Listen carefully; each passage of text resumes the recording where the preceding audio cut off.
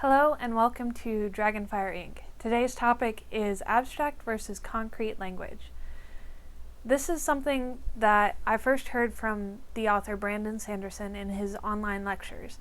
So if you're interested in seeing those lectures, I will add a link below to not only the series, but the one where I heard him talk about this subject.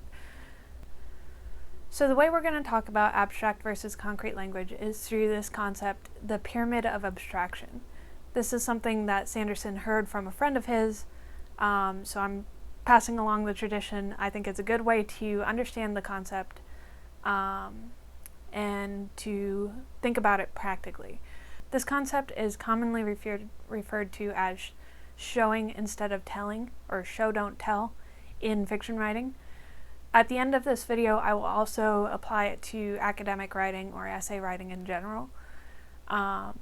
But if you've ever heard the adage, show don't tell, and if you're anything like me, it's not always the most helpful way to break it down. So the pyramid of abstraction, instead of saying showing, we're saying concrete language.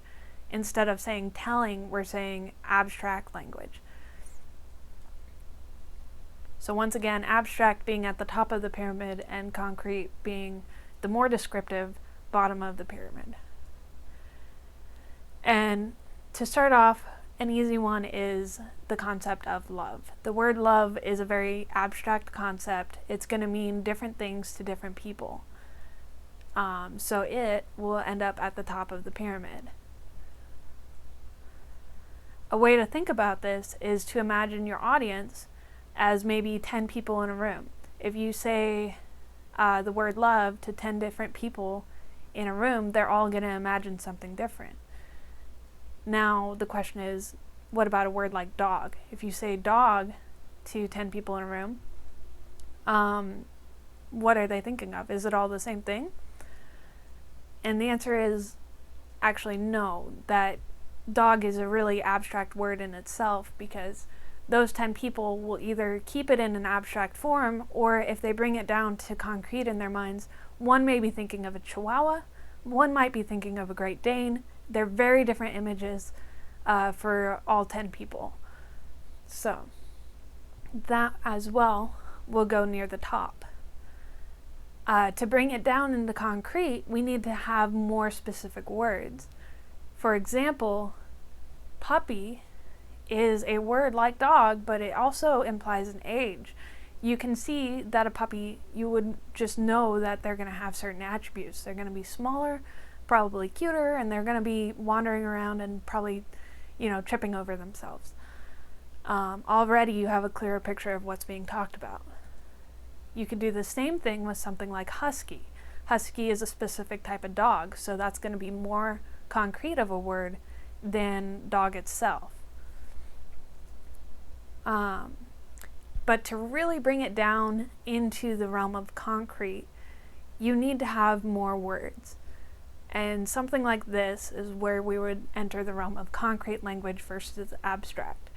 So a husky puppy with one blue eye and straight ears chased its curly white tail.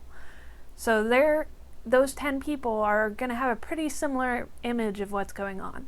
It's a puppy, it's chasing its tail, and they already know its colors and most of its attributes. Alright, so going back to that idea, the sentence, "the dog bit Leo," is a very abstract sentence. One person might be thinking of it in a negative sense. One person might think, it's a puppy playing with his friend. So here's two ways this sentence could be brought into the concrete. The first one is, the husky puppy chased the 5-year-old Leo around the house, bounding after him and accidentally biting him. So that's a very benevolent view of the puppy. It's just running around and it accidentally bit his friend. Another person might have thought something along these lines.